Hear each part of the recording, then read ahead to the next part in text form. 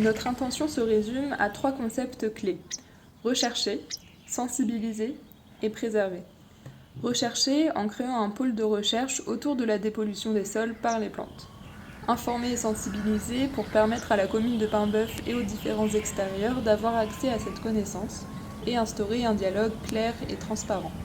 Et enfin, prendre soin de la faune et de la flore locale en développant une architecture raisonnée en harmonie avec son environnement. Notre projet s'implante au cœur d'un paysage éminemment politique. Témoin d'un passé hyper-industriel porté par les anciennes usines Kuhlmann et leur lot de problématiques associées, pollution des sols aux métaux lourds, conditions de travail des ouvriers à l'époque, de nos jours, c'est avec la ZAD du Carnet que les dynamiques politiques sont alimentées.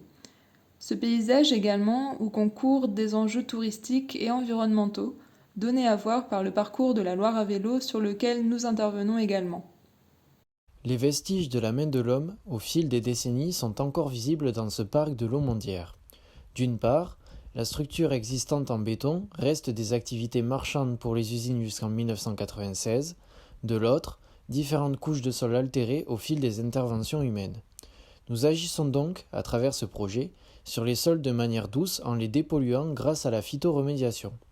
On relève 2 zones majeures de pollution, une à l'arsenic à l'ouest et une au plomb au sud-est, qui s'étendent respectivement sur 1,50 m et 2,80 m de profondeur, en plus d'une diffusion également surfacique via la poussière.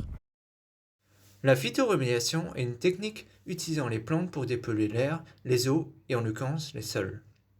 Basée sur l'absorption des pollutions par les racines et leur stockage dans les parties aériennes, elle est considérée comme une solution d'avenir car efficace, économique et applicable sur des milieux très variés. En appliquant les principes de phytoremédiation, on crée dans ce parc de l'Aumondière un nouveau paysage.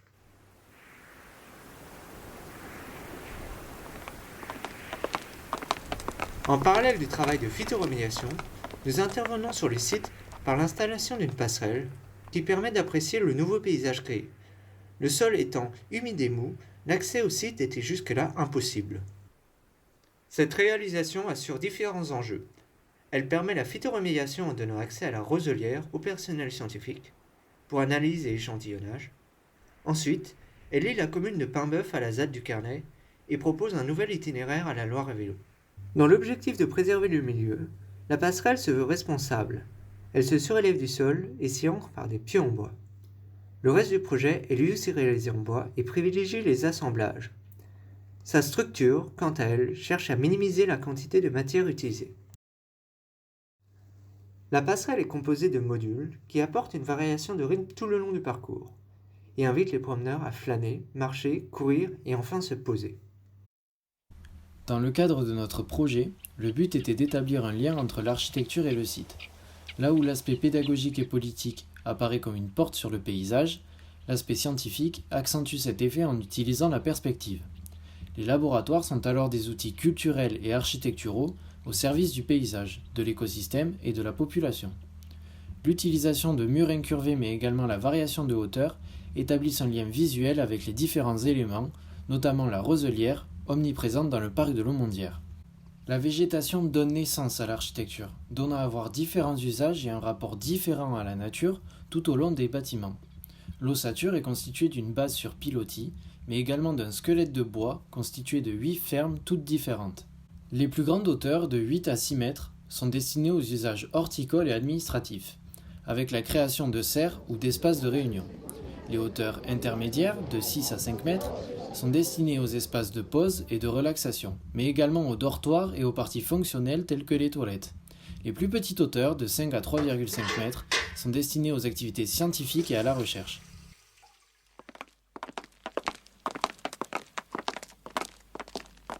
Afin de communiquer sur ces actions menées, nous avons choisi d'implanter un espace dédié à cette volonté de discussion. À la manière d'un amphithéâtre à petite échelle, on désacralise la technicité des opérations menées sur le site. Ce module, dans la continuité de la passerelle centrale, a été imaginé de sorte à accentuer l'effet de perspective à l'échelle du regard du visiteur.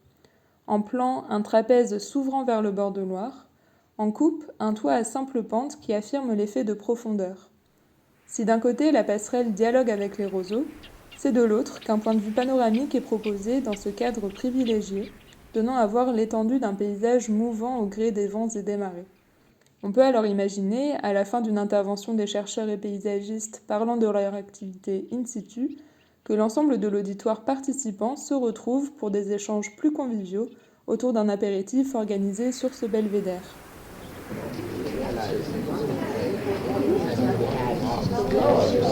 À l'intérieur, l'espace est conçu pour offrir un confort acoustique optimal, de par une hauteur sous plafond importante et des matériaux aux propriétés performantes tels que le liège en isolation et un parement en rotin de bois sur les murs comme au plafond, comme ça a été employé au centre des congrès de Jonzac. De cette manière, lorsque la phytoremédiation aura fait effet et qu'il y aura peut-être moins d'interventions à ce sujet qu'au début du projet, on peut également envisager sur le long terme un usage plus large de cet espace, avec par exemple des petits concerts ou autres représentations artistiques pour la commune de Paimboeuf.